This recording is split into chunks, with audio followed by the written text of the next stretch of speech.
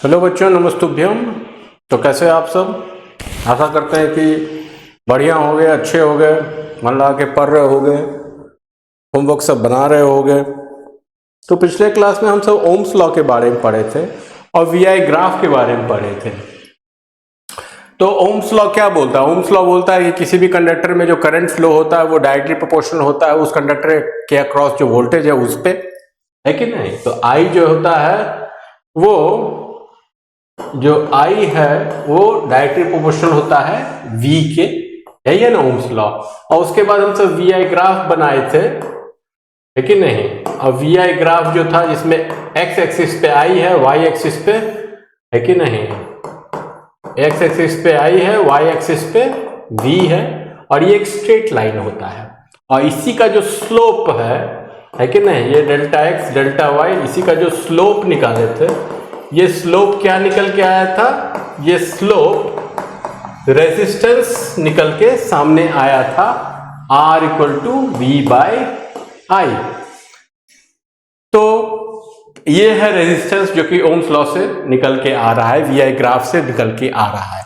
ऐसे हम सब क्या जानते हैं रेजिस्टेंस के बारे में? रेजिस्टेंस क्या होता है? तो इस क्लास में हम सब रेजिस्टेंस के बारे में ही पढ़ेंगे कि रेजिस्टेंस क्या होता है और रेजिस्टेंस का एडिशन कैसे होता है, और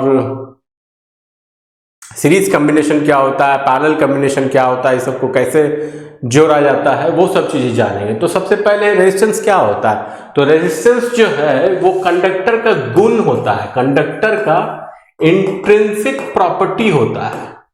ये कंडक्टर का इंट्रिंसिक प्रॉपर्टी होता है जिसके थ्रू ये जो फ्लो ऑफ करंट है उसके थ्रू उसको अपोज करता है। मतलब जो कंडक्टर है उसको सही नहीं लगता है कि एक करंट जो है उससे फ्लो हो रहा है, उसके थ्रू फ्लो हो रहा है।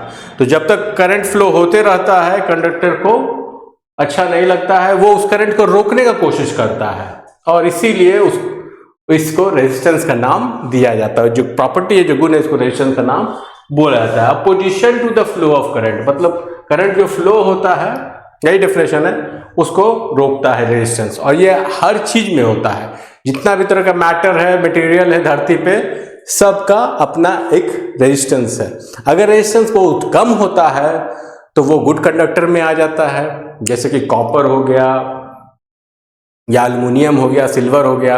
और अगर बहुत ज़्यादा रेजिस्टेंस होता है इलेक्ट्रिक करंट के प्रति, फ्लो ऑफ चार्ज के प्रति, तो वो इंडक्टर में आ जाता है, जैसे कि लकड़ी हो गया, प्लास्टिक हो गया, ये सब चीज़ हो गया।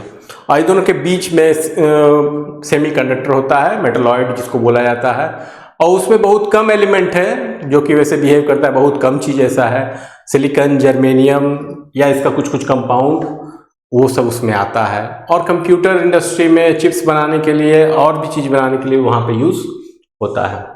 तो एक्सपेरिमेंट करके देखा गया कि जो रेजिस्टेंस होता है किसी भी कंडक्टर का, वो डिपेंड किस चीज़ पे करता है? तो रेजिस्टेंस जो है वो डिपेंड करता है उसके मटेरियल पे, मतलब जो कंडक्टर है उसका मटेरियल है उस पर डिपेंड करता है।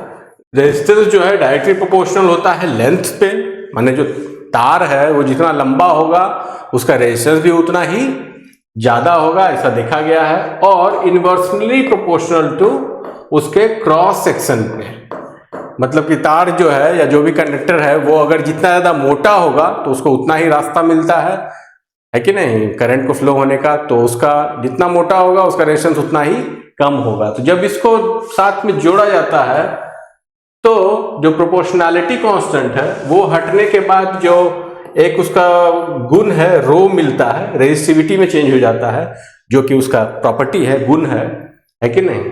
और ये formula R equal to rho L by A हमको मिल जाता है। यहाँ रो जो है रो रेजिस्टिविटी होता है, जो L है वो लेंथ होता है, और जो A है वो एरिया होता है। तो रो रेजिस्टिविटी है, लेंथ रो रेजिस्टिविटी है, L लेंथ है, और A एरिया है, और R equal to rho L by A.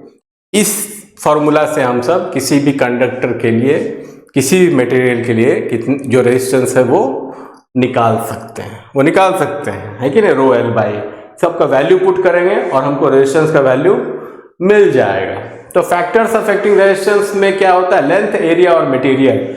Length जितना बढ़ेगा रेजिस्टेंस उतना ही बढ़ेगा, एरिया जितना ही बढ़ेगा रेजिस्टेंस उतना ही घटेगा, और मटेरियल जो है वो अच्छा कंडक्टर होगा तो रेजिस्टेंस कम होगा, खराब कंडक्टर होगा तो रेजिस्टेंस ज्यादा होगा। इसके अलावा टेम्परेचर है, तो रेजिस्टेंस जो है डायरेक्टली प्रोपोर्शनल टू टेम्परेचर है। तो अगर टेम्परेचर बढ़ेगा तो रेजिस्टेंस बढ़ेगा, टेम्परेचर घटेगा तो रेजिस्टेंस घटेगा। तो सिंपल है उसी हिसाब से। इसलिए जितना भी कोई भी एक्सपेरिमेंट होता है या जो डेटा है या जो भी पढ़ाया जाता है वो अजम्पशन उसमें होता है कि हम सब कांस्टेंट रूम टेम्परेचर पे वो सारा काम कर रहे हैं, और रूम टेम्परेचर 25 डिग्री सेल्सियस के आसपास माना जाता है उसी पे।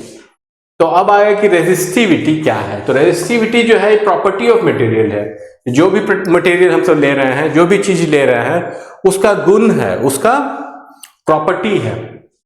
जैसे कि जो कंडक्टर होता है, गुड कंडक्टर होता है कि नहीं, उसका रेजिस्टिविटी एक्सट्रीमली लो होता है कि नहीं, एक्सट्रीमली लो, बहुत कम होता है, क्योंकि गुड कंडक्टर के पास वैलेंस इलेक्ट्रॉन होता है कि नहीं, अच्छा खासा वैलेंस इलेक्ट्रॉन होता है, और इसलिए जो करंट है उसको अच्छे कंडक्टर से फ्लो करने में कोई भी प्रॉब्लम नहीं होता है कि नहीं, कोई भी प्रॉब्लम नहीं होता है। और जो बैड कंडक्टर होता है उसका रेजिस्टिविटी एक्सट्रीमली हाई होता है कि नहीं, एक्सट्रीमली हाई होता है क्या, रेजिस्टिविटी, है कि नहीं, एक्सट्रीमली हाई रो रेजिस्टिविटी। इसी कारण उसका रेजिस्टेंस जो है बहुत ज्यादा हाई हो जाता है। रेजिस्टिविटी का जो यूनिट होता है वो ओम मीटर होता है, और रेजिस्टिविटी साइज और शेप पे डिपेंड नहीं करता है। रेजिस्टिविटी सिर्फ मटेरियल पे डिपेंड करता है कि जो तार है या जो भी कंडक्टर है वो किस मटेरियल का बना हुआ होता है, उसी पे सिर्फ डिपेंड करता है कि नहीं। तो इसी को रेजिस्टिविटी या रो बोला जाता है। इसके बाद है कॉम्बिनेशन ऑफ रेजिस्टर्स। तो रेजिस्टर्स कैसे कंबाइन होते हैं और क्या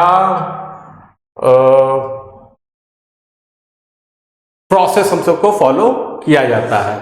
तो जो रेजिस्टेंस है उसका सिंबल कुछ इस तरह से यूज होता है। तो सीरीज कॉम्बिनेशन जो है, दो कॉम्बिनेशन होता है रेजिस्टेंस का, सीरीज और पैरेलल। सीरीज में क्या होता है, एक ही रास्ता होता है और सारा रेजिस्टेंस एक के बाद लगातार एक ही रास्ता में लग जाता है। करंट फ्लो के लिए एक ही रास्ता बस होता है। तो ये मान लो बैटरी है, प्लस माइनस वोल्टेज, ये करंट फ्लो हो रहा है कि नहीं, ये R1 है, ये R2 है, ये R3 है कि नहीं। तो करंट यहां से फ्लो हो रहा है, इस सब के थ्रू फ्लो होते हुए वापस निगेटिव टर्मिनल में आके मिल जाता है। तो अभी जो तीनों रेजिस्टेंस है ये सीरीज में है, तो ये तीनों कैसे कंबाइन करेगा। तो सीरीज कॉम्बिनेशन में क्या होता है, क्योंकि रास्ता एक ही है तो जो वोल्टेज अक्रॉस हर रेजिस्टर होता है वो डिफरेंट होता है कि नहीं। ये V1 हो जाएगा, ये V2 हो जाएगा, ये V3 हो जाएगा, और जो V है V बराबर हो जाएगा V1 plus V2 plus V3, है कि नहीं। और V के जगह हम रख देंगे, V क्या होता है, IR होता है, यहाँ R हो जाएगा R इक्विवेलेंट पूरा का रेजिस्टेंस। तो क्या हो जाएगा, V जो है V की जगह हम रख लेंगे IR इक्विवेलेंट, और V1 की जगह हो जाएगा IR1 plus IR2 plus IR3, है कि नहीं, ये हो जाएगा। तो इस तरह से यहां से क्या हो जाएगा, IR इक्विवेलेंट बराबर यहां से I कॉमन ले लेंगे तो इधर क्या हो जाएगा, है कि ना, R1 plus R2 plus R3, I cancel हो गया। तो R इक्विवेलेंट का क्या फॉर्मूला आ गया, R इक्विवेलेंट का फॉर्मूला हो गया R1 plus R2 plus R3। मतलब कि सीरीज कॉम्बिनेशन में जो रेजिस्टेंस होता है वो पूरा का पूरा जुड़ जाता है, सीधे लगातार एडअप हो जाता है, माने कि जो ओवरऑल रेजिस्टेंस होता है सर्किट का वो काफी हाई हो जाता है कि नहीं। Total resistance increases used in heaters, तो इसी को सीरीज कॉम्बिनेशन बोला जाता है। इसके बाद है पैरेलल कॉम्बिनेशन। तो पैरेलल कॉम्बिनेशन में क्या होता है, पैरेलल कॉम्बिनेशन में हर रेजिस्टेंस को अपना एक अलग रास्ता मिलता है कि नहीं, अपना एक अलग रास्ता मिलता है।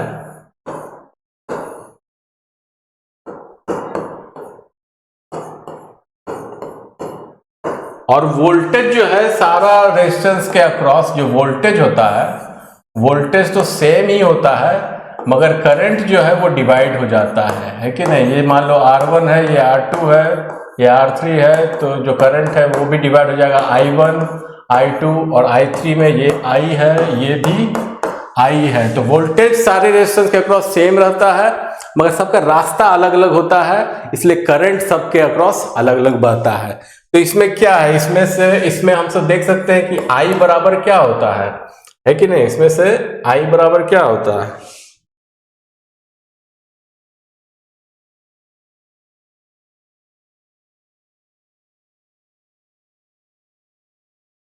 इसमें क्या देख सकते हैं हम सब कि I बराबर I1 plus I2 plus I3 हो जाता है। I बराबर I1 plus I2 plus I3, और I की जगह हम सब रख देंगे क्या, I की जगह रख देंगे V बाय R इक्विवेलेंट, और इधर आ जाएगा V by R1 plus V by I2 की जगह V बाय R2 और I3 की जगह V बाय R3 रख देंगे, है कि नहीं। उसके बाद यहां से V कॉमन लेके काट देंगे, इधर से V कॉमन लेके V बाय R इक्विवेलेंट बराबर V कॉमन ले लेंगे, तो बाहर में क्या आ जाएगा 1 by R1 plus 1 by R2 plus 1 by R3, है कि नहीं। V कट गया, तो इस तरह से हमको फॉर्मूला, ये वाला फॉर्मूला मिल जाता है 1 बाय R, जहाँ 1 बाय R ये जो है ये क्या है, तो ये R इक्विवेलेंट है, तो 1 by R equal to 1 by R1 plus 1 by R2 plus 1 by R3। मतलब कि जो पैरेलल कॉम्बिनेशन रेजिस्टेंस का होगा तो वो कैसे ऐड होगा, तो जो इनवर्स होगा R इक्विवेलेंट टोटल का, तो वो इंडिविजुअल रेजिस्टेंस के इनवर्स के सम के बराबर हो जाता है। इस तरह से क्या होता है, टोटल रेजिस्टेंस जो होता है सर्किट का वो घट जाता है, और हाउस होल्ड वायरिंग में, फैक्ट्री वायरिंग में बहुत जगह पे पैरेलल कॉम्बिनेशन ही यूज किया जाता है। तो इस तरह से हम सब इस चैप्टर में रेजिस्टेंस के बारे में पढ़े, और रेजिस्टेंस क्या होता है, VI ओम्स लॉ से कैसे रेजिस्टेंस निकलता है, VI ग्राफ का स्लोप जो है वो रेजिस्टेंस देता है। उसके बाद रेजिस्टेंस जो है सर्किट में वो दो टाइप का होता है, कॉम्बिनेशन मतलब कि पैरेलल कॉम्बिनेशन और सीरीज कॉम्बिनेशन होता है, वो सब के बारे में जो देखे। सीरीज कॉम्बिनेशन जो है वो सारा सीधे डायरेक्ट ऐड हो जाता है, रेजिस्टेंस बढ़ जाता है। पैरेलल में रेजिस्टेंस जो है इन्वर्स होकर ऐड होता है, इसलिए रेजिस्टेंस घट जाता है। तो इस क्लास में हम सब इतना ही पढ़ेंगे, अभी और भी कुछ बाकी है इस चैप्टर में जो कि आगे क्लास में पढ़ेंगे। आई होप कि आप सबको समझ में आया होगा। इसको देखिए, रिवाइज कीजिए, होमवर्क कीजिए, डाउट हो तो पूछिए। फिर मिलते हैं अगले क्लास में। धन्यवाद।